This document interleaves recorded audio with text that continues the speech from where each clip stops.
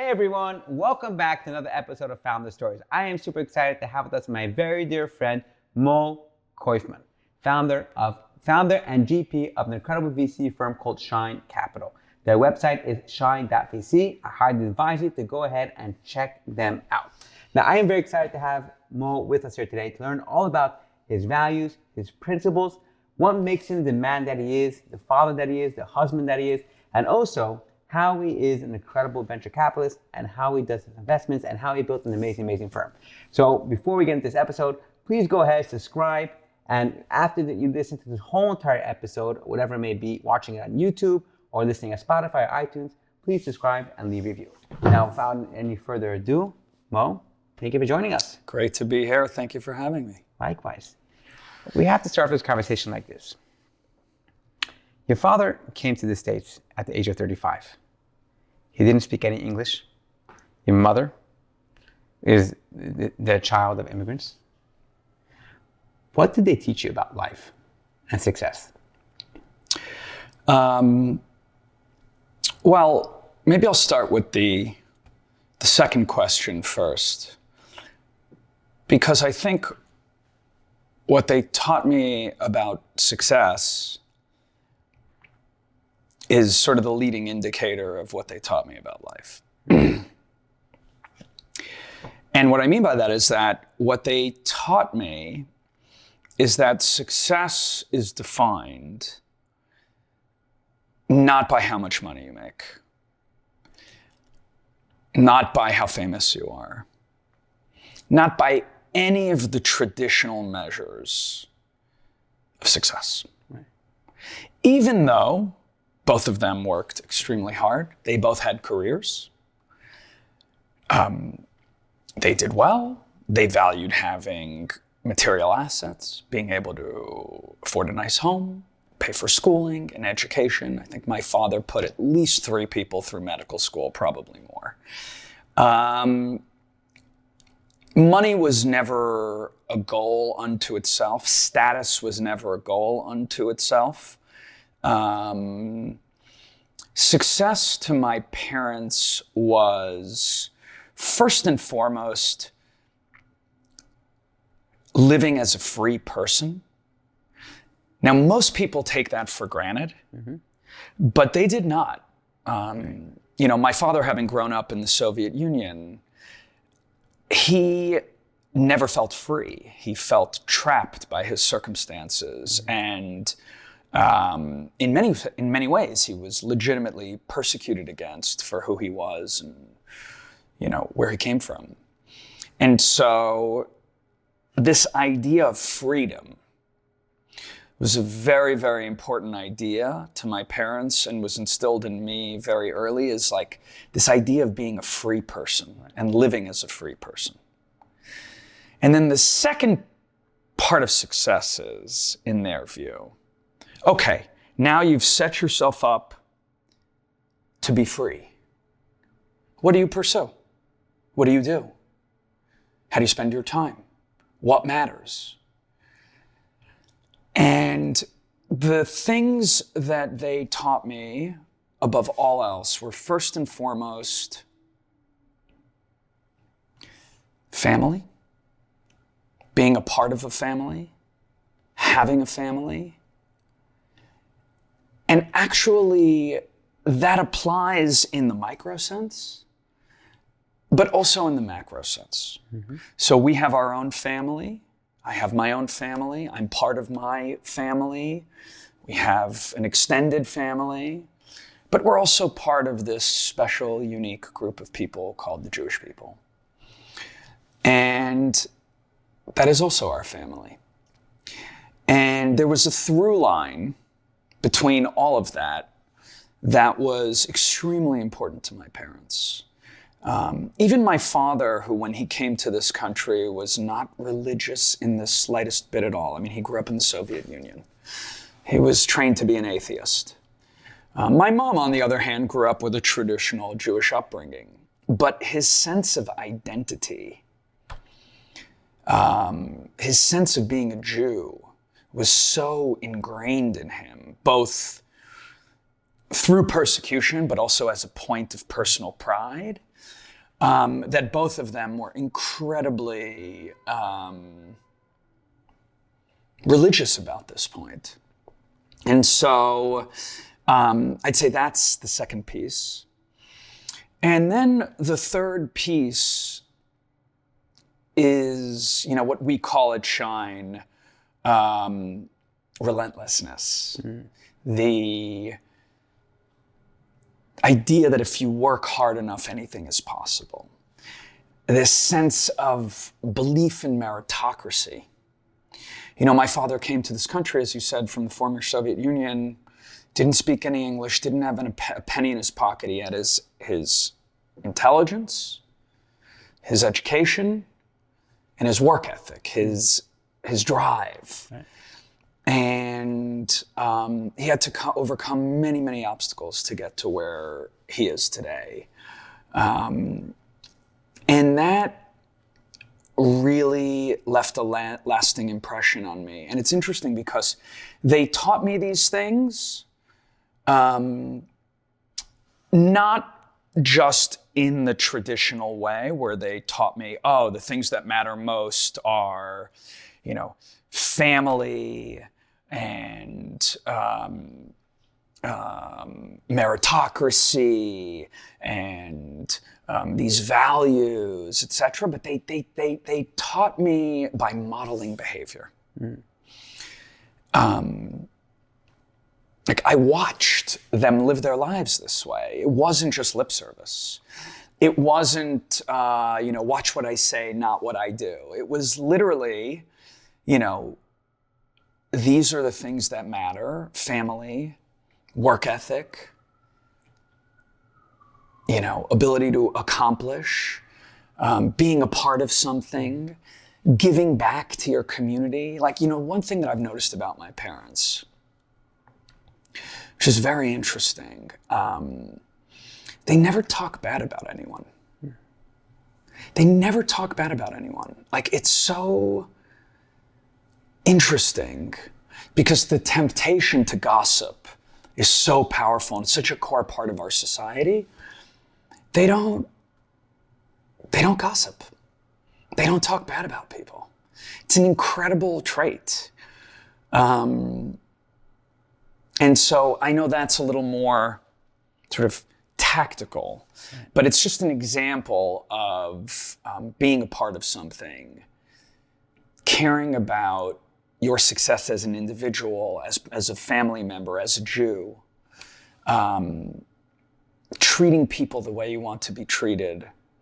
And of course, they believed in hard work and meritocracy and the opportunity that's afforded to you and that nobody gives anything to you and you have to go take these things and grab them. But it was a very interesting sort of two sides of the coin, and I think it had a profound impact on me. Wow.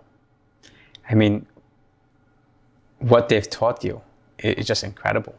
And I like the fact that it's not just about talking about it, but it's about the power of example. I'm a new father.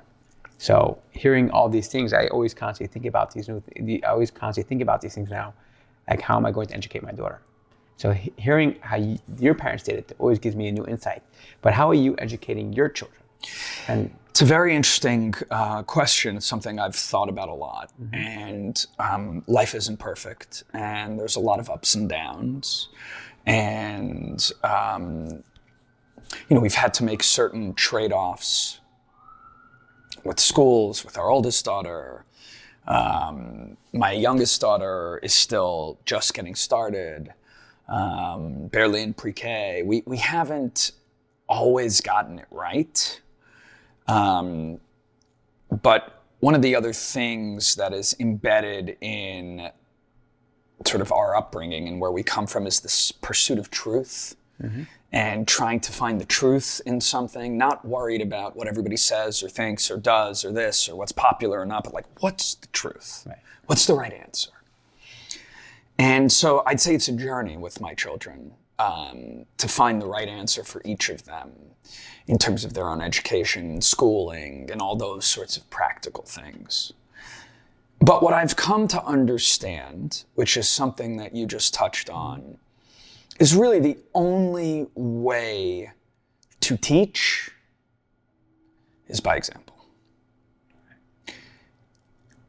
If you want your children to behave in a certain way or do a certain thing, you have to model that behavior for them.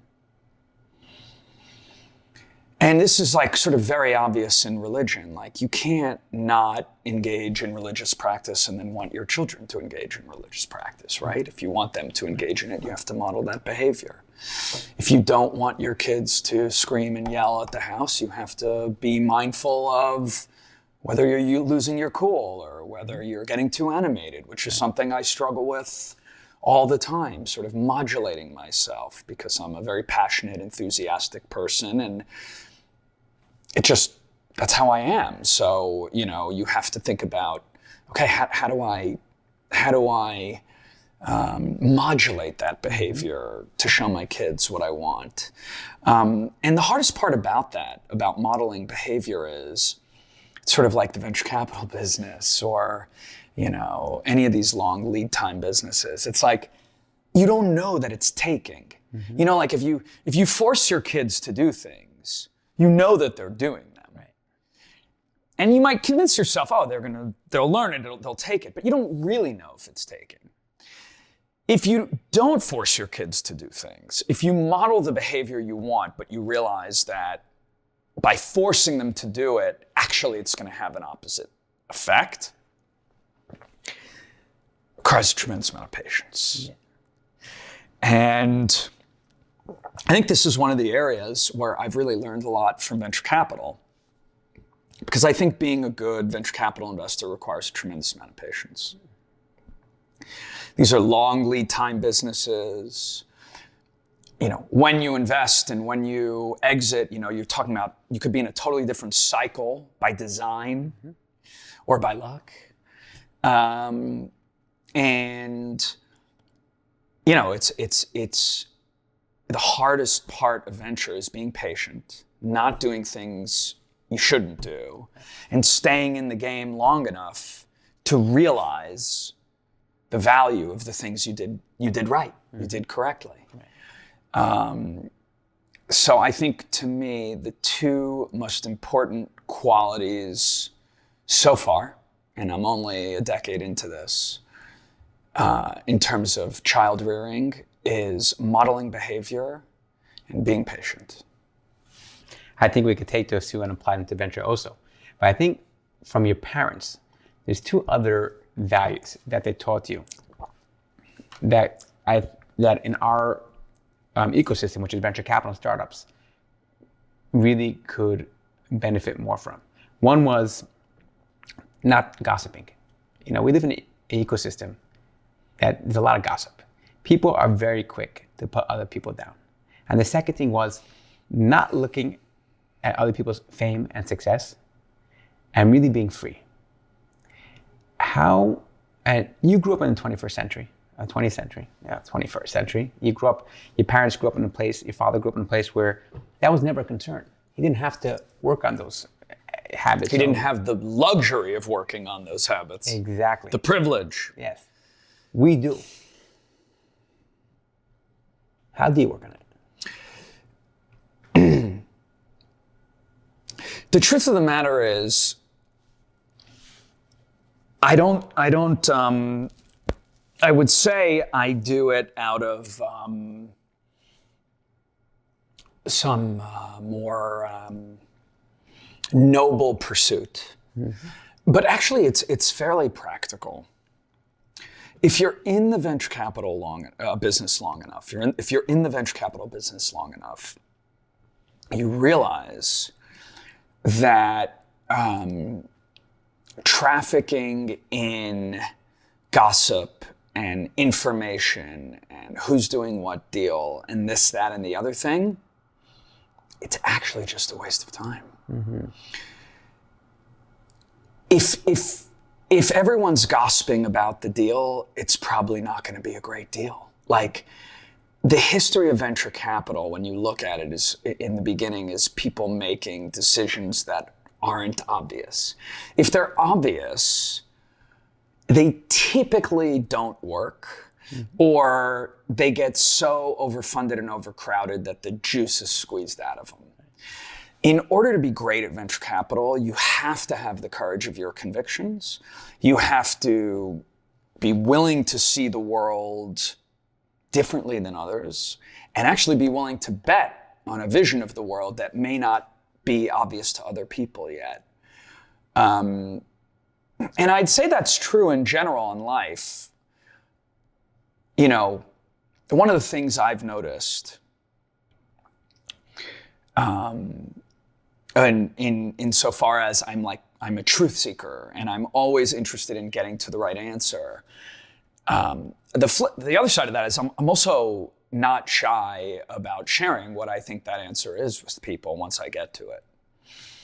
And as I've gotten older and I've learned more and I've honed my instincts and I've realized that I'm not afraid to be a first principles thinker and to believe something that is highly unpopular. I have now had, I'll give you an example. Please. So I was very, very skeptical of COVID policy during the height of COVID. Now, part of the reason I was very skeptical about it is because I had a young daughter that was going to school, just learning how to read. First, the school was shut down and they were learning at home. She was masked and she's dyslexic, and so it made it infinitely more difficult for her. And I could just see that the policies that were being enacted were literally harming my daughter and our family. And, I did what I always do, which is, what's the truth? What's the right answer? How deep can I go? How much can I read? What can I find out? What can I understand about this to make sure that I'm educated? And it became very clear to me pretty early on that many of the policies we were enacting around school closures and masking of children and vaccine mandates and all these other things for young children were incorrect. And I was not afraid to share them liberally with people. And everybody thought I was crazy. And, some of my friends would call me like, an anti-vaxxer. And I'm like, you're not listening to what I'm saying. Like, I'm fully vaccinated against everything you can. All my kids are vaccinated. I'm just talking about how we deal with a virus that's not impacting young people. Like, what is the right way to prioritize members of society, and what protocols should we take for them, and how do we use first principles thinking to figure it out? And it was very obvious to me that the entire medical establishment and political establishment had been co-opted by really, really bad ideas. And it's common knowledge that I was correct. And most reasonable, rational people that don't have skin in the game have understood that. Right. But it was just one example of seeing the truth as I understood it, even if I was cutting against the grain and being vilified for it. And so I bring that up to say that, to be good at this business, you have to be able to have first principles opinions that may not even be, not adopted or loved by others, but people may think you're out of your mind, or that you're completely wrong, or you're not thinking about it correctly. When I see a deal, or when I see something that people can't wrap their head around and I can, I get excited. Right. I'll give you an example. Fred Wilson told me a story once. Fred Wilson from Union Square Ventures, that back in the day at Y Combinator, Paul Graham used to invite, 10, 12 investors, friends of his, up to Boston. That's how far back we're going, to preview the company's pre-demo day. And they would go preview a selection of companies and pick like 10 or 12, and you'd get the quick 5-minute spiel, do the thing. And so Fred would get invited and go up, and one year, it was 2012, I think, he went through all the companies, and he went around after Paul to each of them and asked them, which was your favorite company? And he went to Fred and said, Fred, which was your favorite company? And Fred says, Coinbase. And he goes, wow, you're the only person that said that. Nobody else said that. Everybody else said this, that, and the other thing. He goes, then I like it even more. And guess what? He led the seed round in Coinbase. And that deal alone returned over 20 times the fund. Wow. So, it's an incredible story about not following the herd or the pack, about being willing to stand on your own 2 feet and for what you believe in and for your principles. And by the way, as a Jew, this is something that comes very naturally to me. We're a very small group of people. We've been chastised, maligned, murdered, thrown out throughout our history. Like it's, there are the same number of Jews today in the world as there were over 100 years ago. Even though we, on average, certainly in more Orthodox communities, have way more children than the population average. We think differently. And we are okay being different. And, I struggled with that a lot. As a person who lives in the modern world with all of its fantastic elements, but also many of its more difficult components. But I'm not isolated in any way, shape, or form. I live in the world, and when I was younger, I wanted to be accepted by that world. I wanted to fit into that world. Not just that world. I wanted to fit into the best of that world, the creme de la creme of that world. I wanted to be able to. I wanted to know that I could be at any table with any person at any time and fit in perfectly. And the closer I got to that reality, the more I just wanted to be at the tables with people who I connected with in a more visceral and fundamental way. And I don't know, there's a lesson in that, is that it took me sort of getting to a place where I could walk into any room or party or this or that and feel comfortable and in my element and know how to navigate, to realize that the thing that I'm most interested in, whether it's in my personal life or in my professional life, is this idea of searching for truth, of getting a little bit better every day, the power of compounding as an individual, as a person, as an investor. And I stopped caring so much about what anybody thought, about what I do or what I don't do, or where I come from or where I don't come from, or how religious I am or not, or whether I did that deal or saw this deal. I don't care. I don't care about any of it. I care about doing the right thing in the world, doing right by people, my family, my friends, the Jewish community, the broader world. I want people to think that I'm a person of integrity and of honor and of my word, and that brings more good into the world than he does bad. But I don't really care what people think. There are certain people who I care very deeply about what they think. But even those people, I don't care what they think on every topic. There's people I know who in my professional life are the foremost mentors. But when it comes to child rearing, I would never ask their advice. There are people I know who are just the most incredible guides for me in spiritual matters or familial matters or others, but I'm not going to them for business advice. And that's okay too. And so it's not to say that I don't have an appreciation for and a love for people. I'm a people person, and I seek out mentorship, and I seek out people that can help me and teach me in every walk of life. But I don't define myself in any way, shape, or form by what other people think of me. And it took me kind of 35 years to get there. And really in the past 10 plus years or so, I have been able to drown out the noise and keep extremely focused on the search for truth, both in the professional and in the personal context. And it is the most liberating thing, the most liberating feeling I've ever had in my life. What was the flip of the switch, the catalyst, that you said the first 35 years you were chasing that hamster wheel? You wanted to be at every single VIP table. You wanted to be able to walk into any place you wanted to walk into without getting carded. And then after 35 years, in the past 10 years, it switched.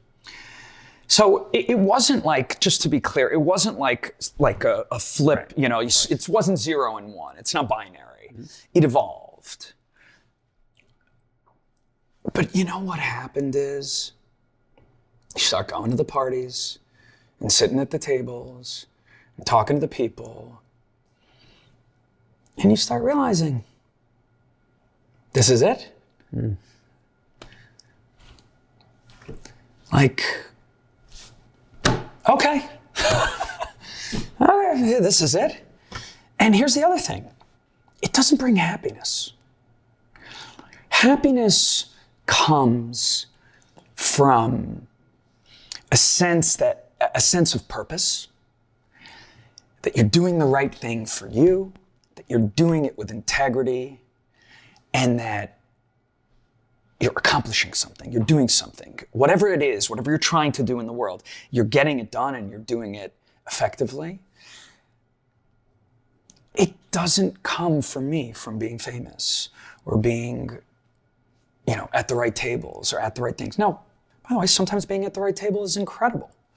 And sometimes having a little bit of notoriety is good if you want to try and win a deal, etc. But it's not good for its own sake. It's good in the context of what it allows you to do. And that was it. Like, I worked really, really hard to be in, you know, to get all the things that I wanted and to be in all the right places and all the right positions. And it wasn't a source of true happiness. And actually, it's interesting, when it came to politics and religion and business, I always was a bit of a contrarian. Like, I never really lost my North Star, sort of how I look at the world and how I think about things, etc. And I dabbled and I played and I fit in a lot of different ways. But I didn't lose sort of my core sense of search for truth and knowing what truth is when you see it. And I think that's what made me a good investor, because I was always unafraid of having the courage of my convictions. And the reality of that, the reality of both sort of always staying rooted in my view of things and my native understanding of the world, while realizing that, you know, all the best parties and all the best stuff in the world, it's great and it can be a lot of fun, but like, okay, it's just not all that. And once that clicked for me, it just, something shifted in my mindset. And the truth of the matter is, I still feel equally as comfortable at those parties and those places, and sometimes I'm there. But I don't remember the last time I felt FOMO. I literally don't remember it. I used to, like, if I found out I wasn't invited to a thing, I would think, oh, maybe I should. Today, like, somebody says, oh, there was a party. I was like, thank God I wasn't invited. I didn't have to say no. Right. I don't care. I can't, I don't, and by the way, some of it is age, you know, and having kids and, you know, your priorities change and what matters changes. But look, I know people that their whole lives they're like that. And I know other people that never cared about it at all, like my parents. I couldn't care less. So life is a journey, and the journey is the destination. That is the thing I love so much about Judaism.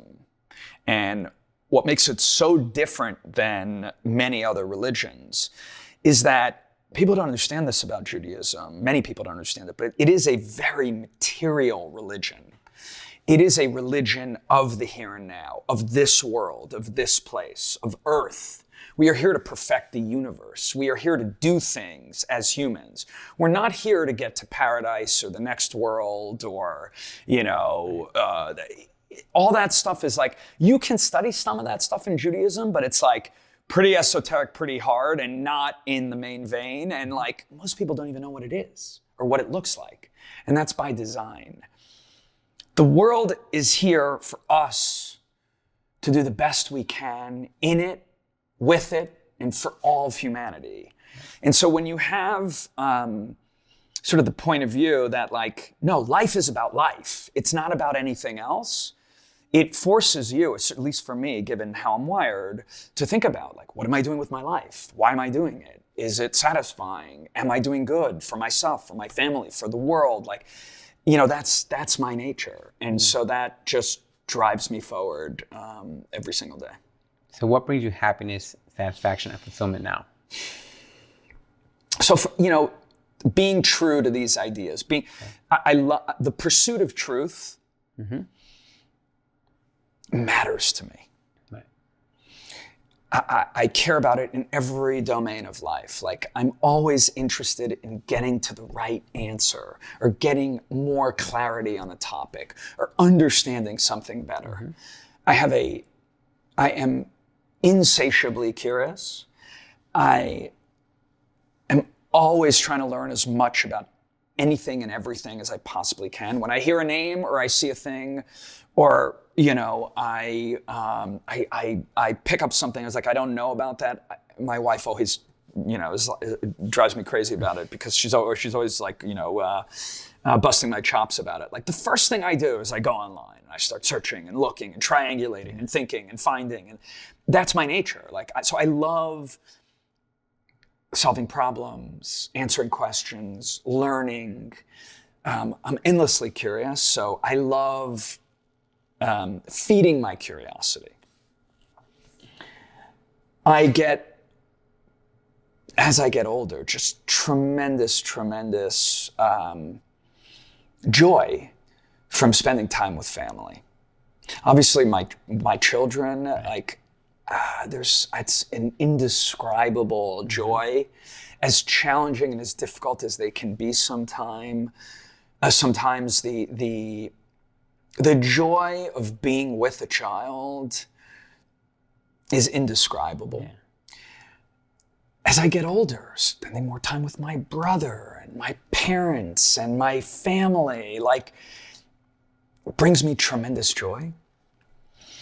I love hosting people, so I am extremely social and I like people, but I have, increasingly sort of do it and on my own terms. So I love cooking. I've been a huge cook my whole life. It's one of my foremost hobbies. And I love cooking for people. So we have people over a lot, whether it's for a Friday night dinner or Shabbat lunch or a holiday or an occasion. Like, I love to host, to have people.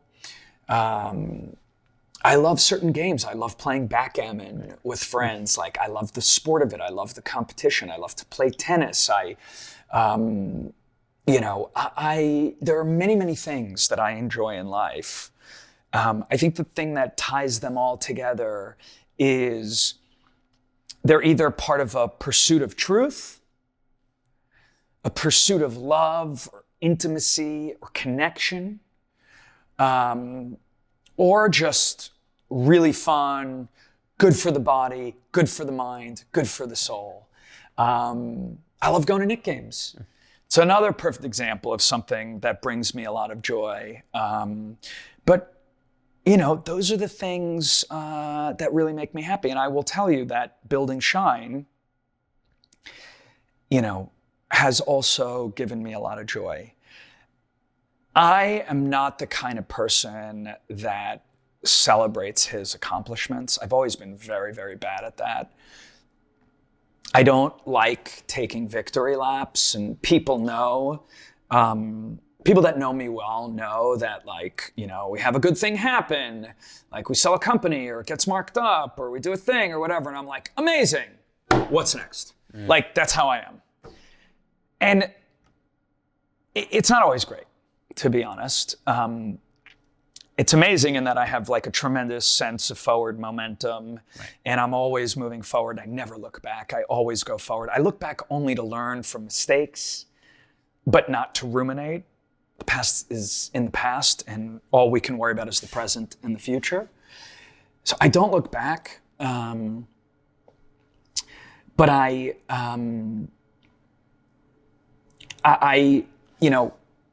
have been learning more and more how to appreciate the accomplishments. And look, I left an incredibly successful venture capital firm in a place that will continue to be successful because I had a hankering to build something my way. And I'd be lying if I said that it wasn't incredibly satisfying to be sitting here today, 4 years into the journey, with a team that I am incredibly proud of and excited about, with a portfolio that gets better by the day and I think will pay meaningful dividends, and with the beginnings of a brand that I hope will grow to become very durable and outlive me. So building Shine has definitely given me a lot of joy. How would you summarize the last 4 years of building Shine? Exhausting.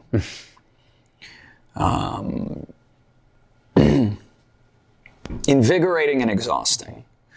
I'd say everything in life, it's like a binary.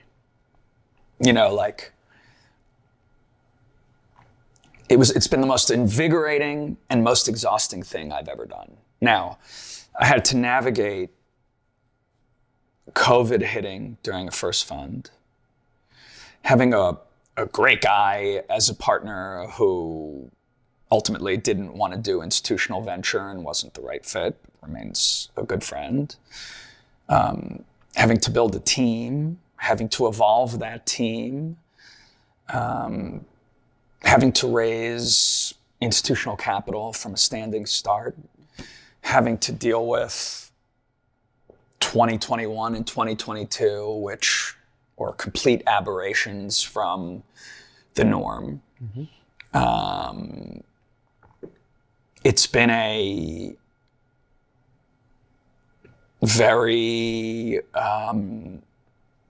challenging environment with ups and downs and all the things that you expect. But having backed entrepreneurs now since the early aughts, I had a real appreciation for just how hard it was and what that journey looks like. It's anything but a straight line. Right. And so, that's kind of the point. If there's a will, there's a way. And back to lessons from my parents, just extremely focused, determined, and disciplined. And I don't accept failure as an option. Like, it doesn't enter my lexicon. It just doesn't. It's not something that ever enters my psyche. So it's been very challenging. It's been very up and down. There have been better parts and worse parts. But holistically, it's been the best 4 years of my life from a career perspective, and I wouldn't trade it for anything in the world. When you talk about failure is not an option, do you have an example or a story that could showcase the power of that failure is not an option?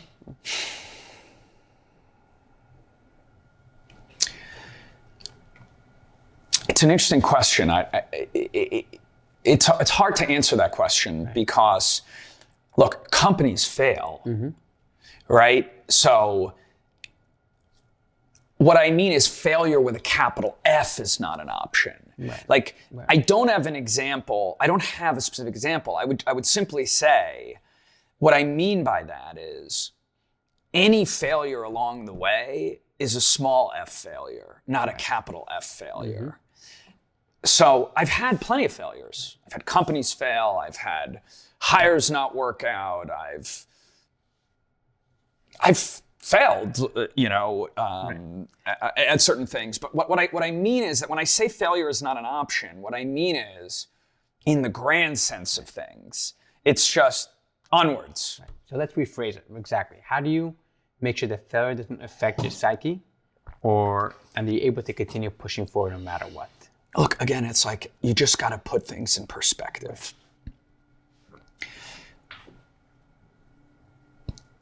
It's very unusual that you fail in such a way that it's irredeemable. Right. In fact, I mean, you look at politics. It's unbelievable to me, right? Some of the things that people do and get caught with, and like, I'll give you a great example. I mean, look at Donald Trump. Everything in the kitchen sink has been thrown at that guy, but failure is not an option for him. Okay, whether you like him or don't like him, not my point. It's the greatest comeback in American political history. You know why? Because failure is not an option. So what do? You have to have thick skin. You have to not listen to the naysayers. You have to believe in yourself. And you have to understand that any given failure is just that thing.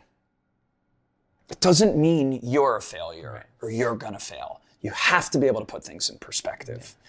And so at the core, it requires a certain belief in yourself and in your abilities. And what's interesting is when you meet, the richest and most powerful people in the world, and you get to interact and engage with so many of these folks, like, I've met remarkable people, and they're truly remarkable. Like, I worked for Barry Diller for 6 years. He's a remarkable person. And it's not a surprise to me why he's so successful. But he's a human being. Everyone's a human being. They're all fallible. They all get certain things right. They get certain things wrong. They make mistakes. And actually, the people that end up the most successful have often been through the most difficult hardships, because you can't learn from your successes. Human beings have a tendency to attribute their successes to their own doing. And when you do that, you actually miss the message very often. But when you're looking at your failures, it's easier and more natural to be self-critical and to think about, well, why did I fail? What did I do wrong? And you can actually figure out the mistakes you made. And so I think learning from mistakes, actually having hardship, having to deal with difficult things, is important in helping you develop resilience, which is what you need to be successful. Because the journey is anything but a straight line, and you have to figure out how to not let the losses or the failures get you down, but to recognize that it's just an obstacle on the journey. Yeah. If you speak to any wealthy person, we'll put it in a financial perspective, any wealthy person that has not been given money from his family, right? Didn't inherit money, didn't grow up in a wealthy family. Each one of those people have been through a time where they've been at the bottom. Like, some of them have declared bankruptcy, some of them have been at the end, and they go through that process. You speak to them, I'm sure you have interacted plenty of people like that. They go through that process, like you said, they've been at the bottom. They know what the bottom's like. They have that chip on their shoulder. They want to prove themselves and prove other people, and they go ahead and they just push the limit they push through the wall. They run through the wall. They don't even run through the wall, just jump over the wall. Correct. In order to do that. But I want to move forward and shift towards shine for a bit. You recently, or Shine recently put out a post called "They're looking for a lateralist." What is a lateralist, and how do you find them? Right. So first and foremost, we defined ourselves as lateralists. Okay. What is a lateralist? And we're looking for entrepreneurs who think similarly. A lateralist is a term for someone who thinks laterally. What is lateral thinking? It's originally a term that was coined by a Maltese psychologist. His name is Edward de Bono. He was a fairly famous psychologist. And his point was that, we came through from Adam Smith and the beginnings of capitalism and traditional capitalist economic theory, where there was specialization of labor and that you would be rewarded for going deeper into a particular area and really understanding how to win at that area. And that was largely borne out during the capitalist boom that we've been living in. But what he noticed was, as the world got more interconnected, more complicated, more nuanced, more multidisciplinary, where it wasn't just, I'm going to be the best surgeon or the best litigator or the best Wall Street trader, et cetera, that certainly when you move into the world of investing or entrepreneurship and company building, et cetera, it's very, very important to zoom out and take a broader view of things, because the world is increasingly interconnected, multidisciplinary, and rewards people that are more lateral or horizontal in their thinking and not just linear specialists in one given thing. Now, we can debate the merits of that philosophy, and there are places where it applies more than others, but I would say in early stage investing, there's no doubt in my mind that it's true. Right. Which is, in order to be great at this job, you have to have not just an understanding of technology and how it can change the world, but you have to understand culture, and you have to understand markets. They all go together. Markets change, culture change, technology changes, and they change simultaneously, and they intersect with each other. And so, I have a very strong belief that to be an early stage investor over multiple cycles for, long periods of time, and to do so successfully, you have to be a lateralist. You can't just pick one vertical and focus on it. And if you do, you're probably going to miss the forest from the trees. You're going to miss the business or businesses that end up really driving value. Or even if you get to the right vertical early, and people do, and they pick one or two of the right businesses and they do great, if they try and run that same playbook back the next time, they will lose, because the markets have changed, the culture has changed, technology changes, and you always have to be skating to where the puck is going in our business.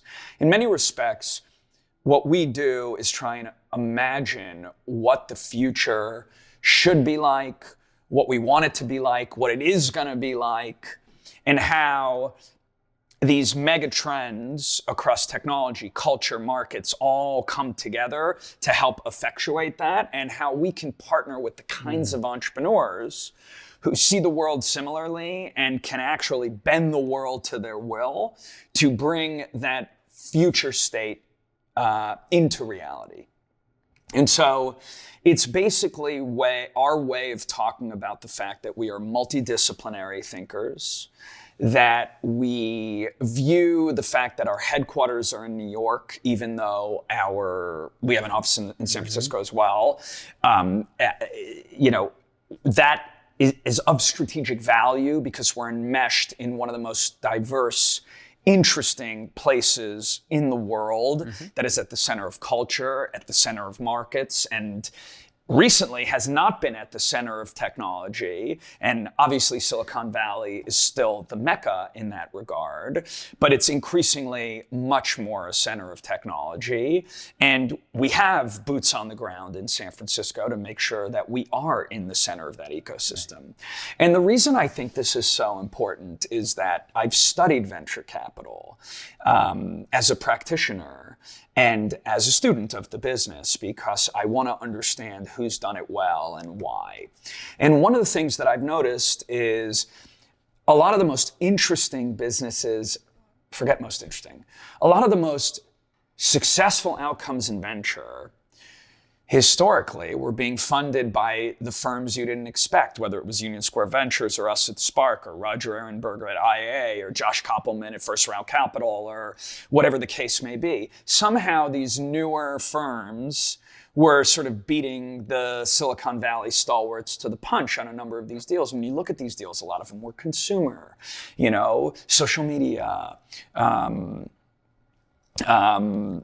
ride sharing, gaming platforms, all this kind of stuff, crypto. They were culturally driven in many respects. They didn't just come out of a technological breakthrough, but they understood something about humanity, consumers, what they wanted, what they didn't. What they needed, what they demanded, how they were scarred by the financial crisis, or whatever the case may be.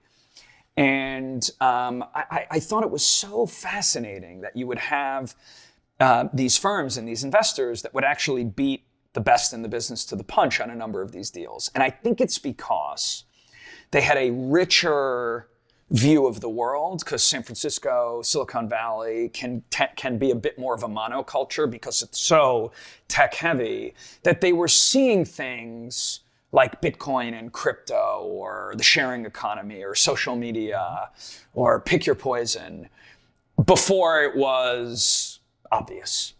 And so this is our way of really codifying how we think, how we look at the world, and why we think being a broader thinker is important to win at venture capital. And it allows us to message that to the market so we can get the kind of entrepreneurs that we deserve, that we want to work with, because we're interested in people that think similarly, that are not just, building in a vacuum, but are building with a sense of understanding of where the world's going, where markets are going, and how we can better serve our customers. I'm going to throw another one into the hat. I think pattern matching is a huge thing. Being able to connect the dots across multiple verticals, I think it's also similar to what you're saying, but I think it's very important too. We're able to take things from different industries, reading from different types of books, from all different types of genres, everything from sci-fi to actual science to religion to just life psychology. I always say, if you want to become a better founder or even a better investor and learn better tools to communicate or how to communicate with your employees or recruiting, read relationship books. Because marriage books, relationship books will teach you all you need to know about communication and relationships. Yeah. A lot of this business is about psychology. Yeah. In terms of how you underwrite people, how you figure out if you want to be in business with certain people, and how you manage their psychology when you're in business and manage your own to deal with them and others. And I agree with your point about pattern matching, but I tend to find that the pattern matching happens above the industry level. So it has more to do with the kind of entrepreneur, the way to think about solving a problem, a certain type of strategy or tactic that can be used. In fact, that's the reason that being sort of an industry specialist is very limiting, is that the kind of pattern matching that you're doing is more about people and opportunity than it is about the nuance of financial services or vertical SaaS.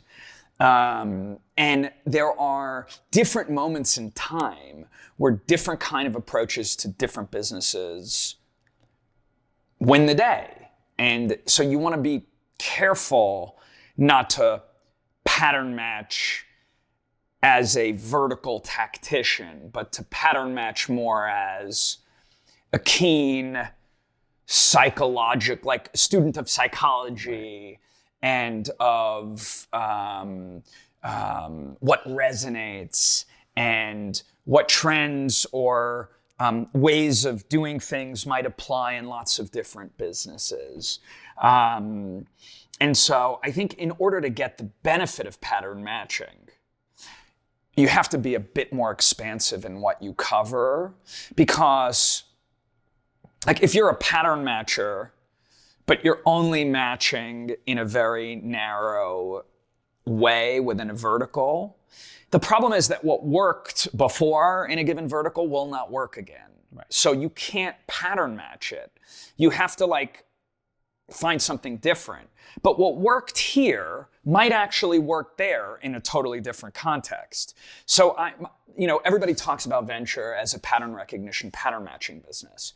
But my view is that in order to get the benefit of that, you need to be able to think more laterally. Right. Because the way to make money in venture is to match the patterns in very non-obvious ways. Because if you match the patterns in obvious ways, it's reversion to the mean. But if you can find things that work, like I'll give you an example. There was this, amazing sort of local Craigslist strategy that people would use, where they would, the Craigslist strategy, I think Craigslist did this, and then others copied. Yelp did a version of it, others. But like basically back in the day, there was this idea that instead of like going to businesses and offering them a profile, you would just like build it for them. You would just build the thing, and then start sending traffic to it and sort of bootstrap it, and then go to them and be like, hey, you see all this traffic we're sending you? Awesome. You want us to keep sending it to you? Great, let's do something together. And it was this very powerful way to bootstrap liquidity in a market. That I have seen that approach. You can apply that in so many different ways to B2B, B2C, companies, et cetera. Now, that's a very tactical thing, but you want to be able to apply it very horizontally. The pattern matching you do on founders, it doesn't matter what vertical they're going after. It has to do with certain personality traits. Yeah. We talk about backing founders that are creative, convincing, and relentless. Because if they're not creative, how are they going to come up with something that actually moves the needle? If they're not convincing, how are they going to sell that thing? And if they're not relentless, how do you make sure they're not going to give up, right? How do you know they're going to run through walls or dig under them or scale them to make it work? So I like pattern matching founders also in a more lateral, horizontal way. It gives me more opportunities to find very unique and special people that are capable of winning, even if it's in an area that hasn't necessarily been an area we focused on previously. Right. I like relentless the best. At least that's what's talking to me the most. Yeah, relentless is sort of the final necessary ingredient, because if you're not relentless, forget about it. Right. It won't work. But you first have to be creative to find the opportunity, the problem, because even the best, most relentless founders, if they're in the wrong market with the wrong market structure, they'll bang their head against the wall in perpetuity. And believe it or not, I have had some relentless founders that like couldn't sell. And if you can't sell customers, and you can't sell investors, and you can't recruit, it doesn't matter that you are going to chew the eyebrows off of anything. Like, you got to be a leader. You got to sell. You got to convince people to join the team. You got to get customers on board. They're all necessary ingredients. Yeah. I spoke to a GP recently, a new GP, and he was at a previous fund. And at the previous fund, he was part of the fundraising team, and he couldn't fundraise $1, literally $1. Fundraised a little bit. And he was thinking about leaving venture because he was having a difficult time fundraising and things like that. And eventually a new opportunity presented itself in venture. and he thought about it, and it made sense. He joined, and over there he was able to fundraise literally a whole entire fund in a very quick time period. So I asked him, what was the difference? So he said, in the new fund, every time he got a no, he didn't even think about the no. He just moved on to the next person. There was such a relentless drive because he knew it was the right thing to do that he was able to push forward and not even let the no from LPs and institutions affect him at all and just go forward. Over here, somehow, for some reason, it didn't work out. It affected him. And I think it relates a lot to, when it comes to relentless and pushing forward and overcoming boundaries and overcoming obstacles and pushing through failure, a lot of it is, first of all, connecting internally to who you are. I always say, like, if you want to get to know an entrepreneur, I can always pattern match and connect what the problem the founder is working on to something usually in their personal life. It can either be direct, most times it's not direct, most times it's subconscious, but you're able to see what the founder is working on, an issue that they happen in their own life. Because most times you look at the successful founders, they had their own, challenging internal challenges they went through as also the upbringing and where they came from. But I want to move forward to something that's very close to your heart and something that's very close to a lot of people, Sefaria. How did Sefaria come about? And what is the future vision for Sefaria as we're progressing in the age of AI, as we're progressing as technology advances and everything? Right. So, I talked about at the beginning my Jewish upbringing, background. I went to Jewish day schools growing up. Mm-hmm. I got the Talmud Award in high school, if that tells you what I was interested in, amongst other things. But I love learning because, learning is learning. Now, Jewish learning is specific, but it's still learning. And it's pursuit of truth, and it may be pursuit of truth within a given system. It may be pursuit of universal truth. However you view it, it doesn't really matter. It's like, it's a depth of like really going in and turning it over and turning it over and turning it over until you get to like the essence and the kernel of the truth. And that's always been something I love. Just stuck with me. And it actually informs how I practice venture and everything I do, frankly. Mm-hmm. But, I've been on my own Jewish journey in terms of finding where I fit in terms of practice and community and family and all these other things. And, I have come to understand that things happen for a reason. Correct. That this is not complete randomness. Mm-hmm. And Sefaria came to me for a reason. And I'm a big believer in this idea that when something comes to you, and there's a reason, you can understand, oh my God, there's a reason this is coming to me, you got to grab it with both hands immediately.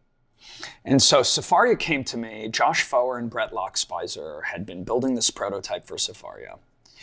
And it was just a side project at the time. You want to say what Sefaria is for the people that don't know what Sefaria is? So Sefaria is the largest online, digital, free resource for Jewish texts, their translations, and it is a platform that is built to showcase the interconnections between all of those things, as well as to provide a digital home in perpetuity for free for those books. As I said, the translations and making them accessible to anyone and everyone that wants to gain knowledge, wisdom, and insight from them. And today, over a decade later, we're building a whole bunch of tools and features and functionality on top of Sefaria, which I'll get to in a minute, to make it even more accessible for others and for its existing users. And what I was going to say is, so I was working at Spark Capital at the time, and I went on this thing called Reboot years ago, which was this kind of Jewish retreat for people in media and entertainment, technology, interesting people that pulled together. It was paid for by the Bronfmans to have some connection to Judaism, and typically led to like tangible projects and work coming out of it. Now, I was on the much more sort of practically educated side of, in the Jewish world of people that went. Most of the people did not come from a Jewish day school background like I did. But as I searched for my truth in Judaism, and I thought it would be a very interesting group of people, I went. And, I got a couple things out of it. But at the time, it wasn't obvious to me like exactly what I was going to get out of it. Until one of the guys who helped organize it and run it, named Roger Bennett, introduced me to Josh and Brett. Said, they're working on this project. I think you need to see it. And that was it. So Josh and Brett come into my office, and they're showing me literally like the Torah in this digital format, translated. And you could click on it on each pasuk, and it would show you Rashi and then the other. And I'm just like, wait a second. And they were just showing me this, and it was really raw. And I'm like, I just had it was like an epiphany. It's like a moment of clarity. Right. Or I was like, oh my God, this is the future. This has to happen. And these guys are here because I may be one of the few people in the world who actually understands the Torah side of this and the technology side of this. Speaking of being a lateralist, the reason I understood Sefaria is because I'm a lateralist. If I was in the traditional Jewish Orthodox world, I would have seen it the way all my Orthodox friends did, which is, I'd put it online. Why do you need it? I have the books on the shelf. By the way, what am I going to do on Shabbat? And do we really want to put it online? And what's going to happen? And which translation are you using? And who's going to see it? And are they supposed to see it? And very fearful and protective. And I saw it from the point of view as a Jew, as a learner, as a venture capitalist, as a technologist, as a business builder, which in many ways is as important, because one of the things we did to set up, when we set up Sefaria, is I said from the beginning, I don't want to run this like a nonprofit. I want to run it like a startup. And we all agreed. And I think that was a big part of ensuring that we were successful. Right. But they came to me and I had this moment of clarity. I'm like, this is it. And actually, not only is this something great to do, but if we don't do this stuff could be relegated to an esoteric corner of the universe. Imagine a world where you couldn't access Jewish texts in the format that people access everything else. It just sat on the shelf when nobody reads physical books anymore. Or if they do, it's in a very limited context. And so it just hit me like a ton of bricks. It was one of those moments in my life. And I remember saying to them, I got it, I'm in, and when I'm in, I'm all in. Let's go. What do we need to do? And that was it. We set up a 501c3. We set up a board. We were just talking about him. I recruited Josh Kushner to come join the board. He gave us a tremendous amount of help over a decade. We added other people to the board.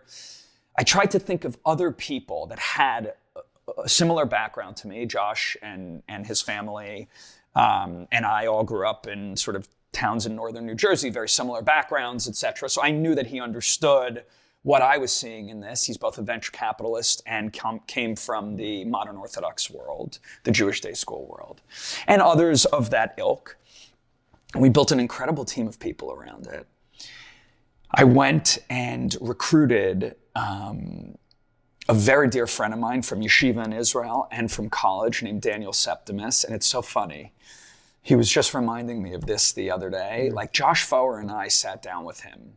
And at the time, he was running something called My Jewish Learning, which is, prior to this, was probably the biggest online Jewish learning site in the world.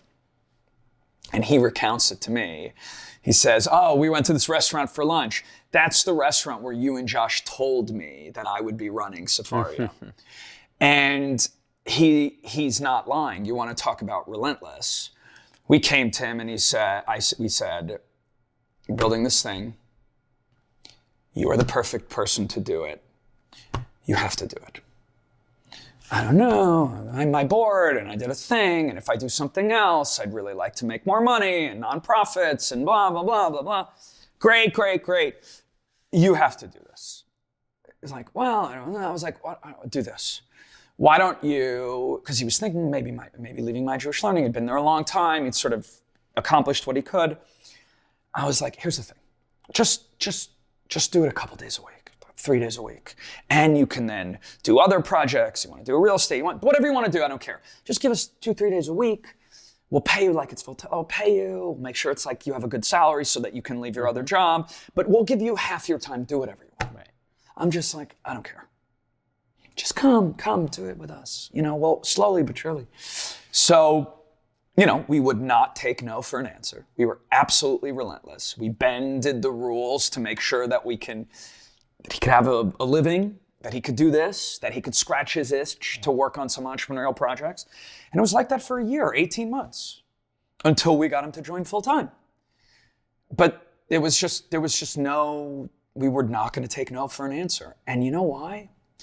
It's both that we're relentless, but it's also that the same way I knew that this was the project for me, and when I reached out to Josh and told him what it was, he immediately said, I'll help you, is the same way I knew that this was the job for Daniel. And over a decade later, he works out of my office most days. He's been there 10 years. We've raised, I don't know, $40-50 million. Right. We have 1 million unique users a month.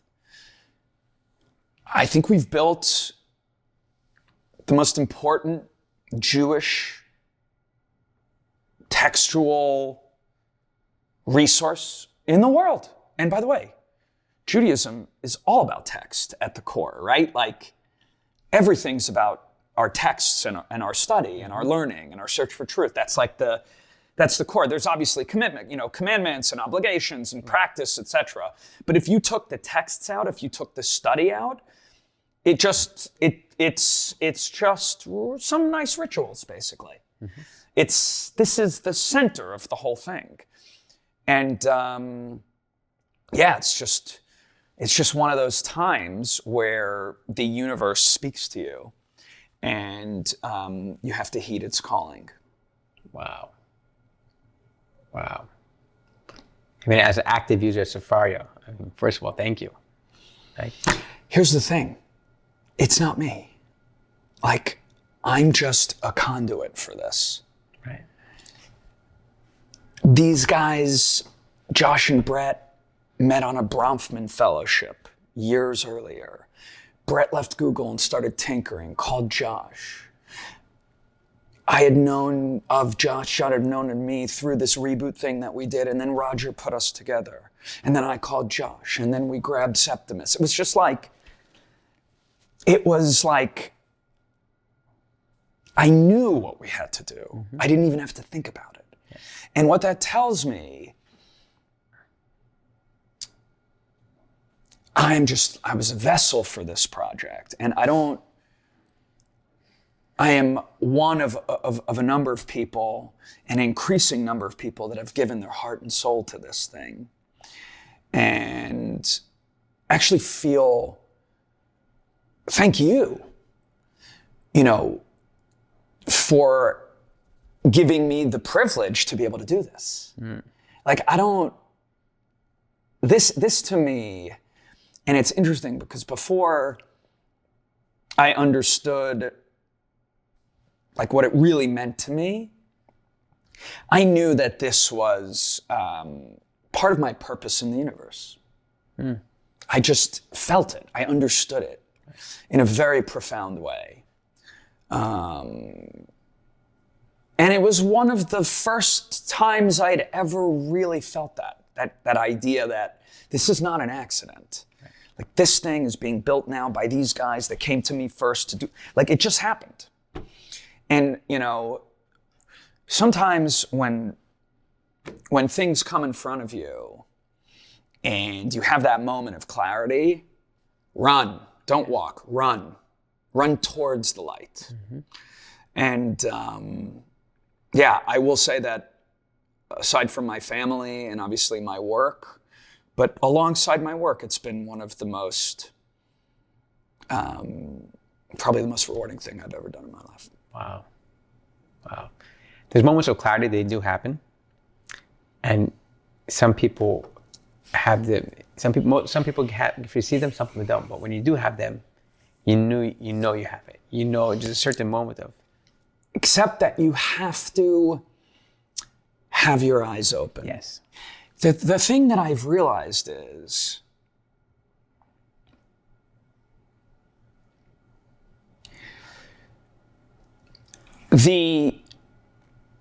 like you see it right now in the world.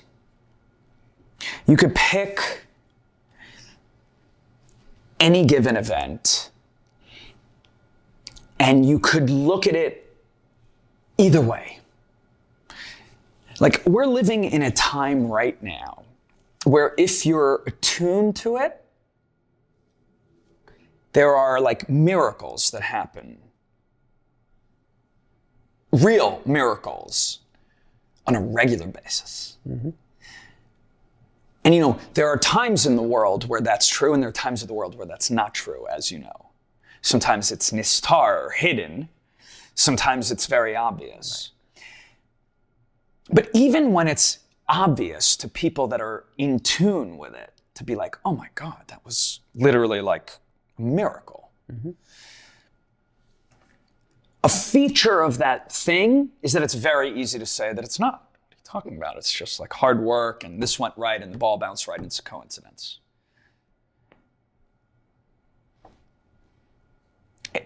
You know,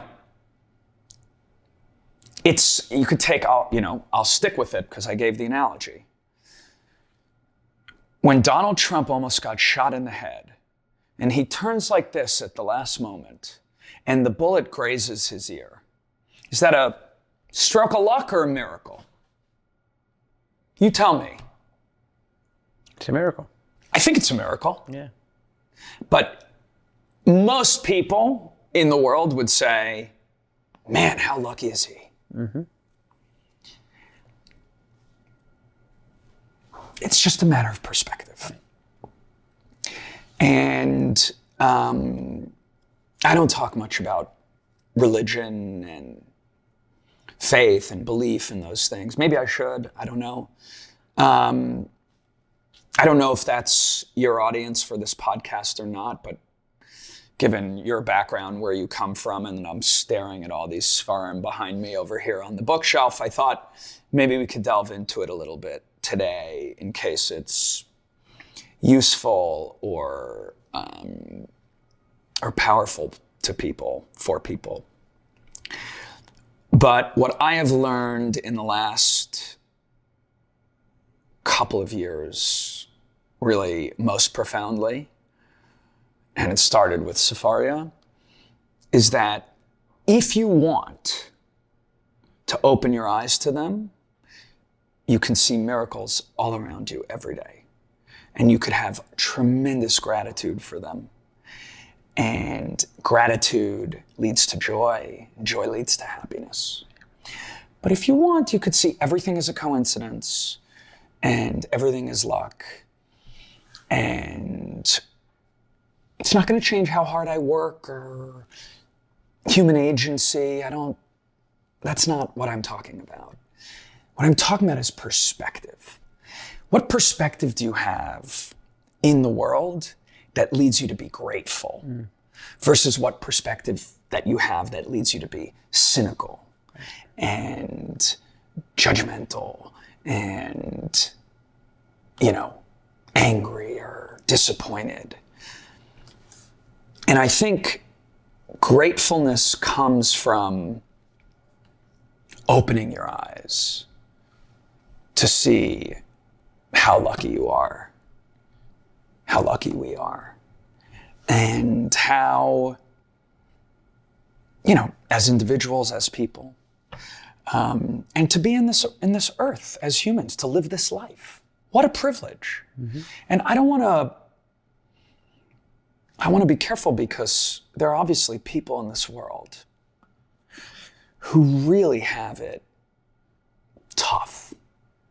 They're living in unbelievably difficult circumstances.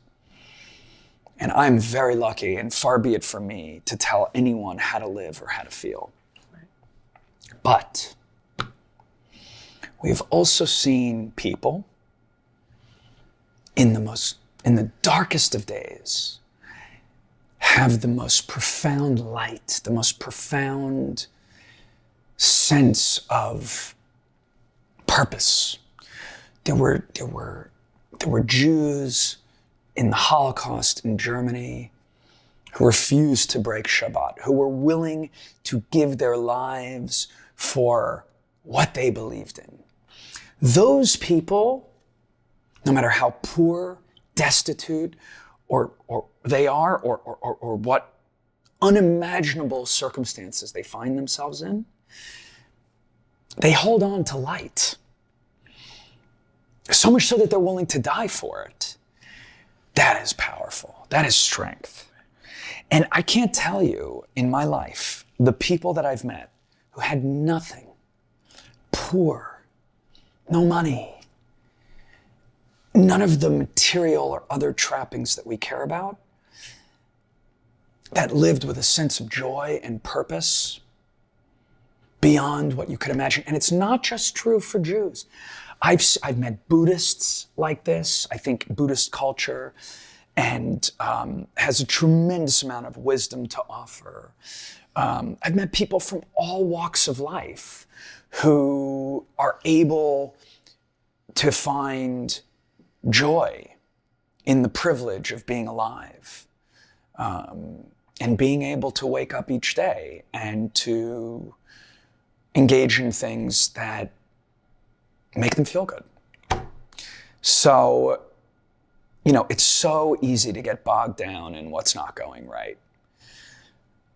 But to be able to have perspective, I think especially for me, it comes as I get older, but just to be able to take a step back and to appreciate the opportunities we have to seek out the light, to maintain that positive energy.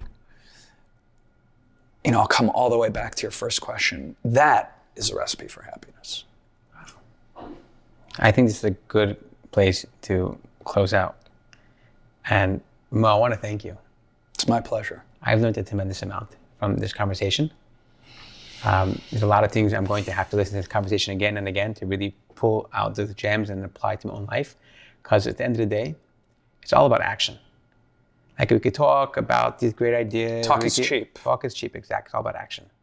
So thank you so much for coming and being vulnerable and sharing your story and sharing it with me and trusting me to listen to your story and trust me to publicize the story for other people. It's my pleasure. I'm really glad you're doing this. I think it's sort of a different flavor to the typical sort of business podcasts, and it's a bit more about spirituality and meaning and a more lateral way of looking at life, if I may. And so thank you very much for doing it. You're welcome. I really appreciate it. Thank you.